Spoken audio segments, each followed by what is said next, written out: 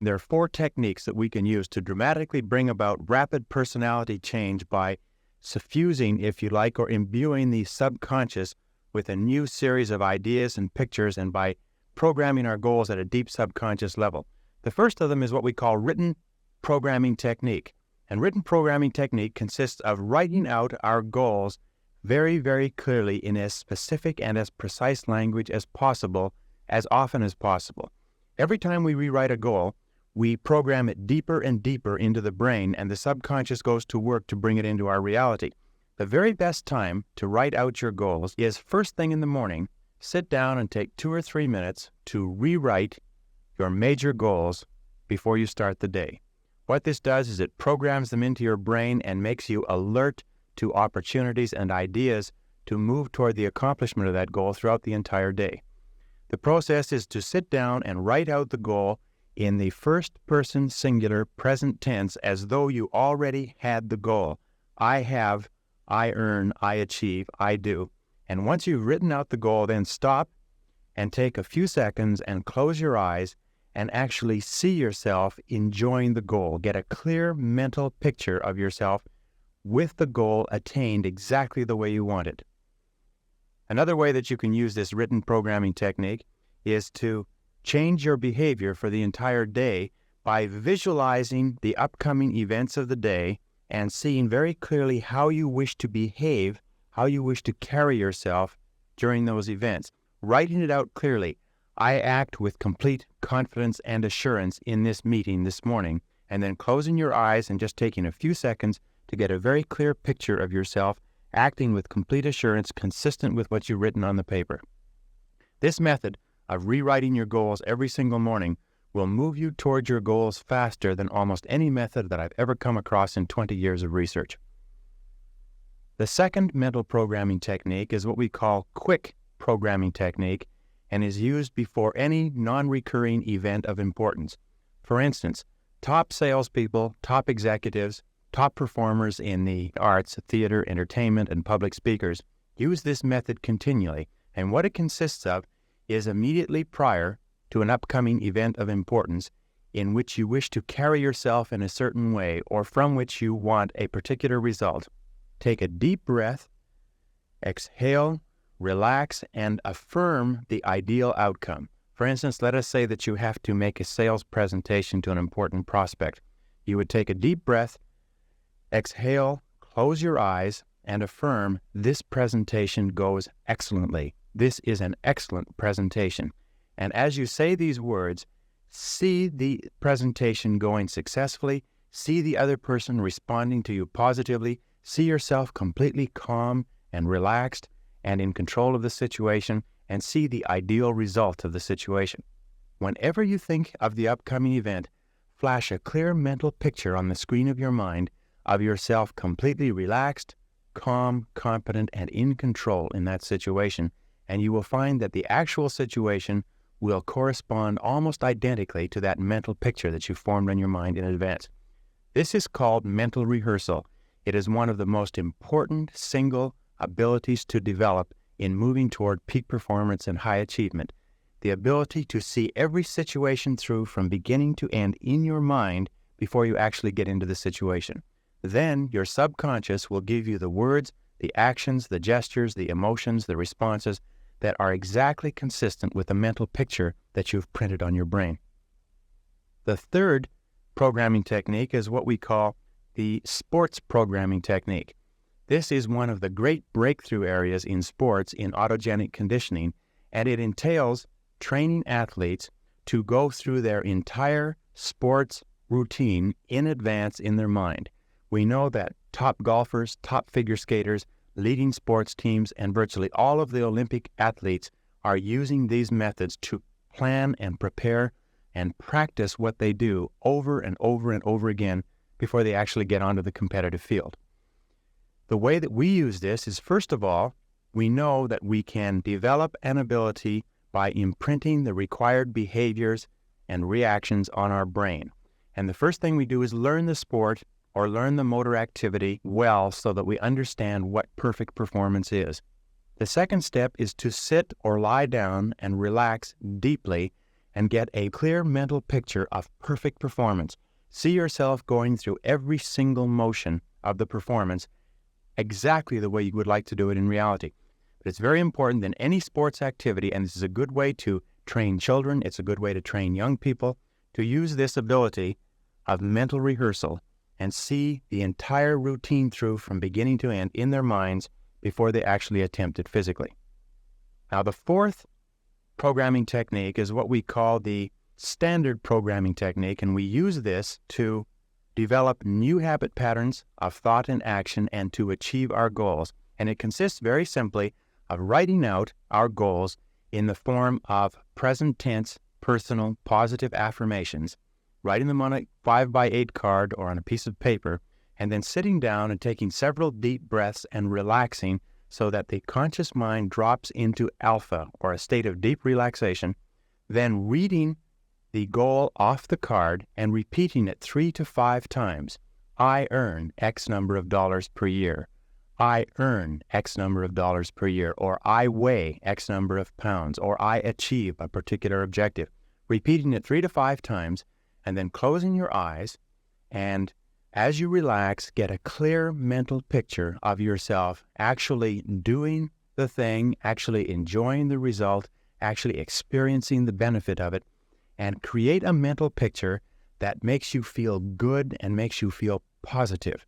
Remember, the degree of emotion that you mix with your affirmations and with your mental pictures determines the degree to which the subconscious mind is activated to go to work to bring those goals and objectives into reality in your life. These 4 methods are very, very powerful. The quick affirmation technique, the standard affirmation technique, the sports affirmation technique, and of course the written affirmation technique. Each one of them used alone will accelerate you in the direction of your goals. Using all of them in combination on a regular basis will bring about rapid mental reprogramming. And we know that since we always act in a manner consistent with our mental programming, the sooner and the more rapidly we change that mental programming, the more rapidly we bring those goals and aspirations into reality in our day-to-day lives. And if you want to bring about rapid changes, remember the line from Henry Ward Beecher, who said, "The first hour is the rudder of the day." The first hour after we awake in the morning is the period of the day when we are the freshest and when our subconscious mind is more amenable to new programming than at any other time of the day. So when you get up in the morning, the first thing that you do is you get up and sit up clearly and strongly and say, "I feel terrific. I feel terrific. I feel terrific. I feel terrific. I feel terrific." The average person gets up thinking about how nice it would be to go back to bed. The average person gets up and starts already thinking before they're even out of bed about what time that they can go to bed that night. Whereas if you get up in the morning and you immediately start talking to yourself, and of course the best time to do this is the last thing before you go to bed at night. The last things that you say to yourself is, "I wake up in the morning feeling terrific. I wake up in the morning feeling terrific. I wake up in the morning feeling terrific." Let those be the last thoughts that you drop into the subconscious before you go off to sleep. The first thing you say when you get up in the morning is, "I feel terrific. I feel terrific. I feel terrific." And say it with feeling, say it with enthusiasm, say it as though you actually meant it, and you will find that it actually generates a feeling, a surge of energy and vitality through your whole body.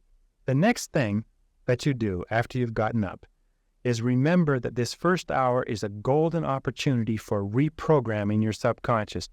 And don't read the newspaper, don't watch television, don't listen to the radio in that first hour. Instead, take and spend 20 to 30 minutes reading in something highly inspirational, motivational, or educational. Spend the first 20 to 30 minutes of the day feeding your mind with rich mental protein, what has been called the 30 golden minutes in the morning.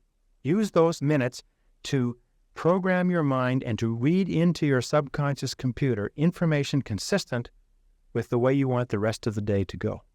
Go on a 21-day positive mental attitude diet. Make the decision that for the next 3 weeks, 21 days, you're going to concentrate single-mindedly on developing one new positive habit pattern of thought. You're going to think and talk about yourself and visualize and imagine yourself with one new positive characteristic that you don't currently have. Don't try to change the whole world.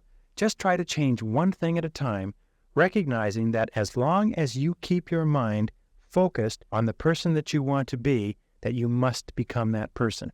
As long as you keep your mind clearly focused on the goal that you want to accomplish, you must achieve that goal. Any goal that you can hold in your mind on a continuing basis, you can have.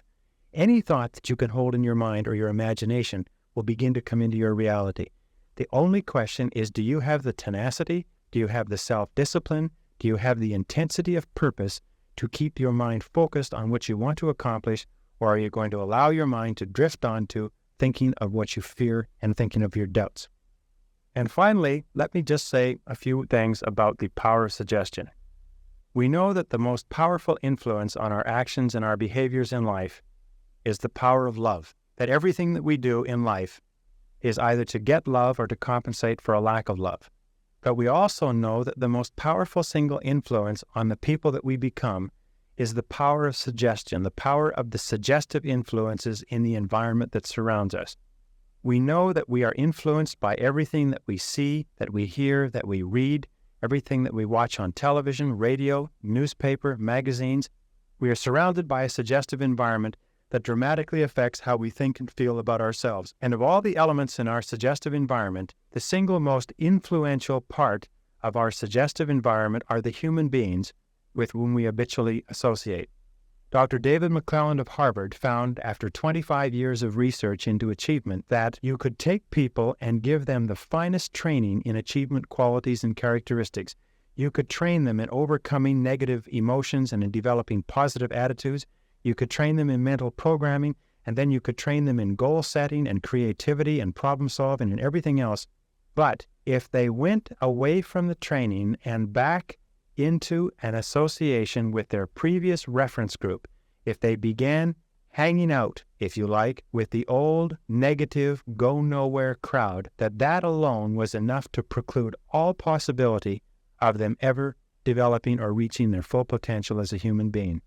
The discovery and the understanding of the importance of our reference group, the people with whom we habitually associate and identify, the people from whom our role models are derived. Remember, the first reference group, of course, is the family. Then you have a reference group of the grade school. Then there's the reference group of our church. Then there's the reference group of the sports organizations we belong to.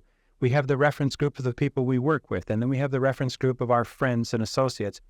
But if we do not consciously, deliberately select and associate with a positive reference group of achievement-oriented individuals, if we continually stay with people who are going nowhere, that alone is enough to cut off all possibility of our ever becoming high-achieving men and women. The importance of the reference group cannot be stressed enough, that we must seriously consider what we want to accomplish with our lives and remember that birds of a feather flock together, and that if we associate on an ongoing basis with negative, pessimistic, cynical people who are going nowhere with their lives, that alone is enough to assure that we go nowhere with our lives. It's very important, if we are seriously concerned about becoming high achievers, that we make a conscious effort to begin to form new associations with positive men and women. So remember, make your life a total affirmation. From the time you get up in the morning, remember that everything that you think about is having an effect on the person that you are becoming. Remember that you are continually evolving and growing toward the realization of your ideal self, and that the more clear and vivid that ideal self is in your imagination, the more rapidly you become that person. The more you talk about and think about, visualize, affirm, and act the part of the person that you want to be, the more rapidly it comes into your reality. The more you talk to yourself on a systematic, purposeful, positive basis, the more likely it is that you will override all previous negative habit patterns and establish new, positive habit patterns of thought and begin to act like the new person. The key to all of this is self-discipline. If you repeat these exercises over and over again, you must become the new person. That is the way we have become the people we are today through repetition. We become the people we want to be tomorrow through repetition also. If we develop positive expectations and always look for the good in every situation, that also accelerates our progress. Refuse to accept any negatives about yourself in any case. If you make a mistake or if you fall back occasionally, don't worry about it. Throw it off. Live in the now. Don't worry about tomorrow. Don't worry about the past. Just concentrate on living in the now, one day at a time, keeping your mind focused on where you want to go and who you want to be today, this minute. And don't worry about anything else. Everything else will take care of itself.